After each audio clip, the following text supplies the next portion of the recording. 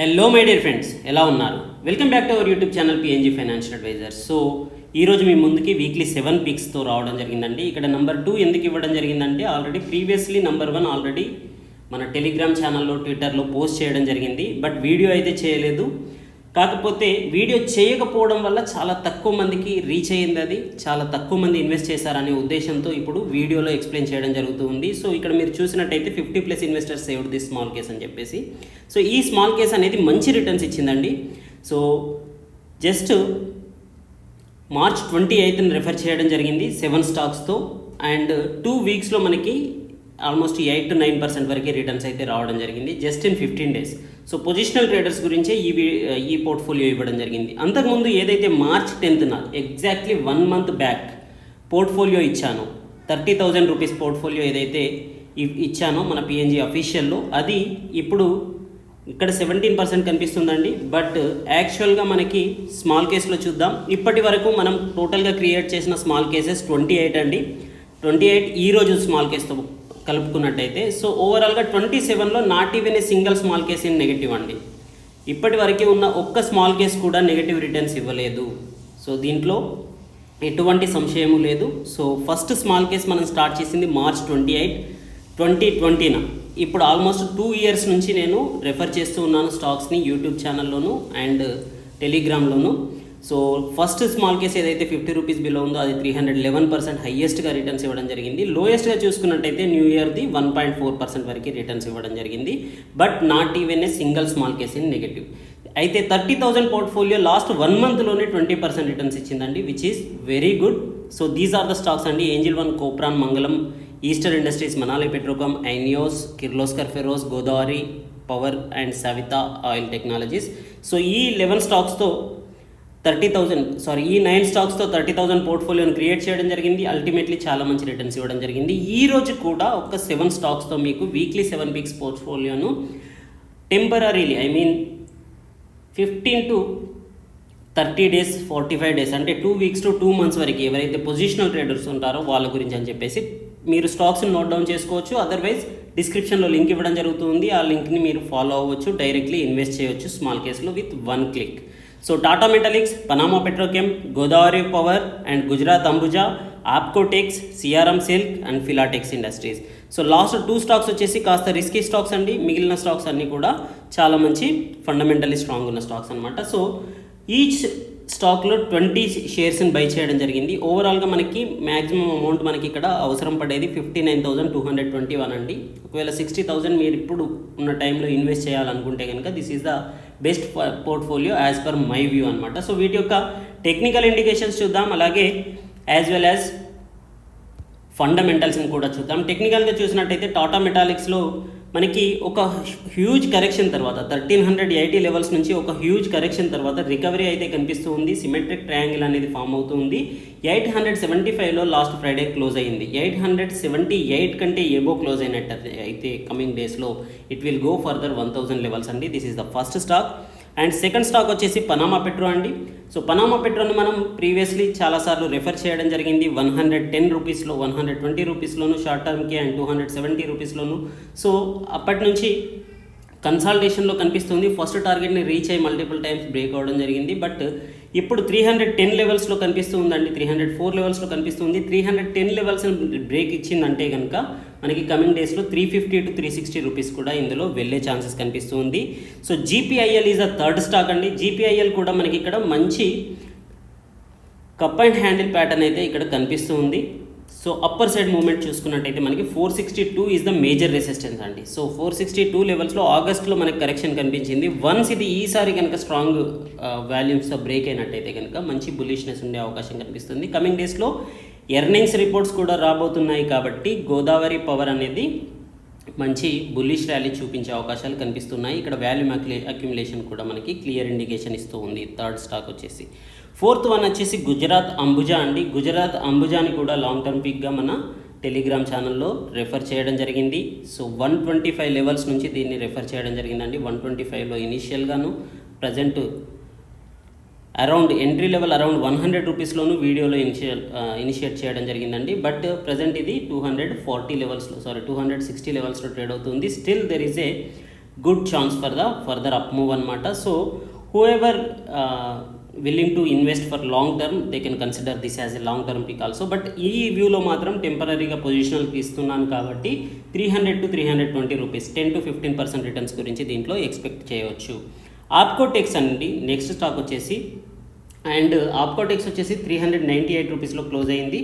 So 398 రూపీస్లో last 414 rupees నుంచి correction అయిన తర్వాత రికవరీ అనేది చాలా బాగా కనిపించింది. సో మల్టిపుల్ టైమ్స్ 410 టచ్ అవుతూ మనకి రీట్రేస్ అవ్వడం జరిగిందండి. సో ఈసారి కనుక 410 బ్రేక్ చేసినట్టయితే 440 లెవెల్స్ వరకు వెళ్ళే అవకాశం అయితే ఆప్కోటెక్స్లో కనిపిస్తూ ఉంది.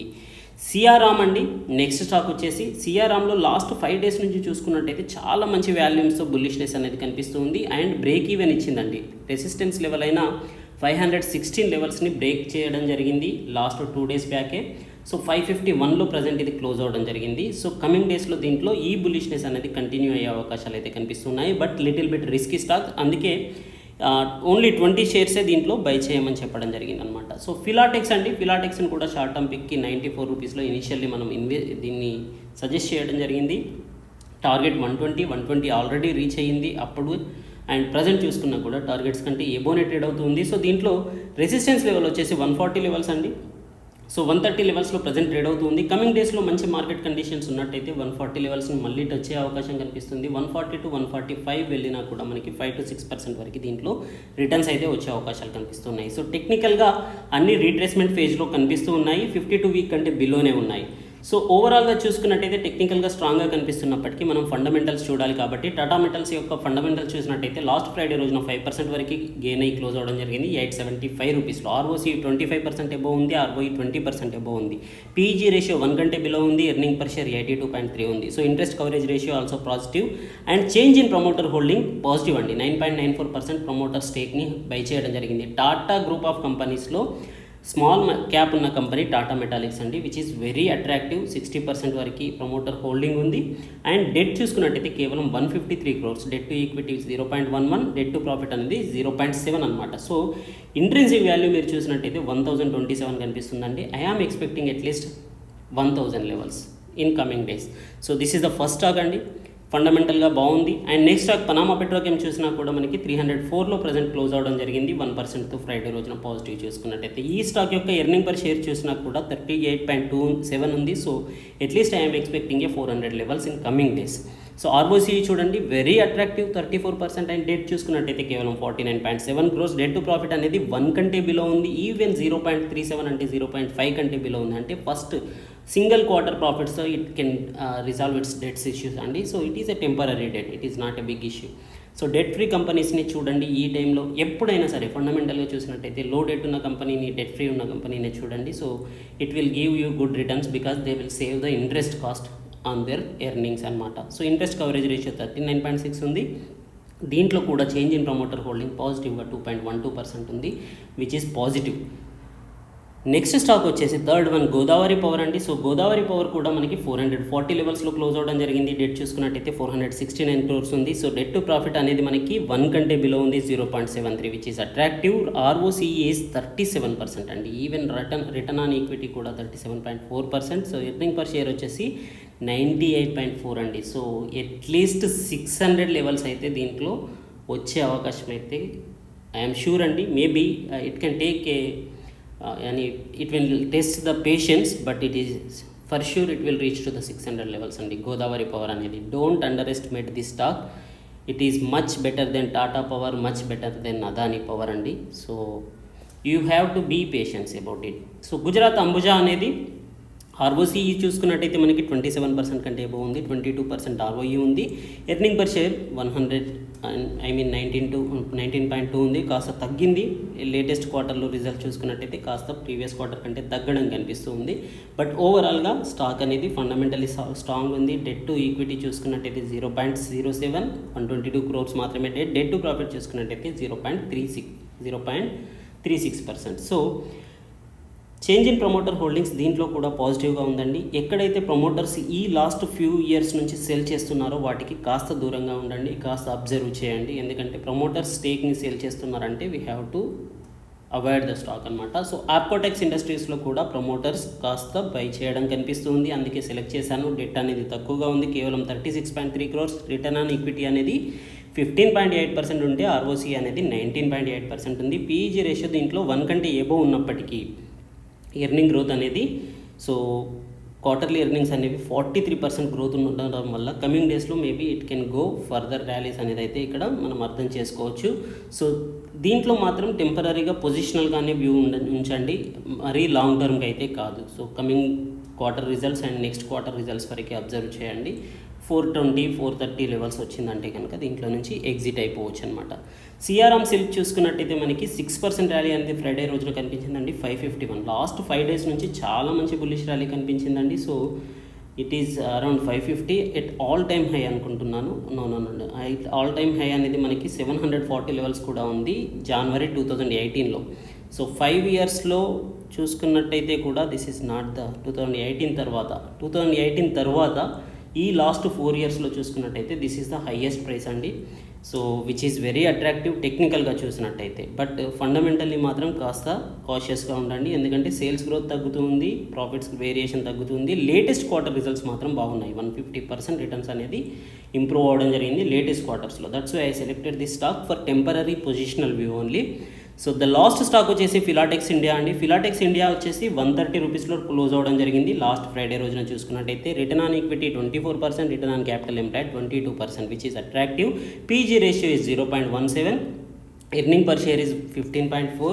So I'm expecting at least 150 rupees in coming days. So det అనేది కాస్త ఎక్కువగా కనిపిస్తుంది, 462 అనేది. కాకపోతే ఈక్విటీతో చూసుకున్నట్టయితే 0.57, డెట్ టు ప్రాఫిట్ చూసుకున్నట్టయితే స్టిల్ 3 కంటే బిలో ఉంది, కాబట్టి we can consider it as a temporary positive for positional traders అనమాట. 48.8% క్వార్టర్లీ ప్రాఫిట్ వేరియేషన్ అనేది మనకి దీంట్లో పాజిటివ్గా కనిపిస్తున్న మేజర్ సైన్ అనమాట. So these are the 7 stocks అండి. వీటి యొక్క స్మాల్ కేస్ని ఆల్రెడీ క్రియేట్ చేయడం జరిగింది, you can check it here. So I will share the link in Telegram as well. Share small case in Telegram.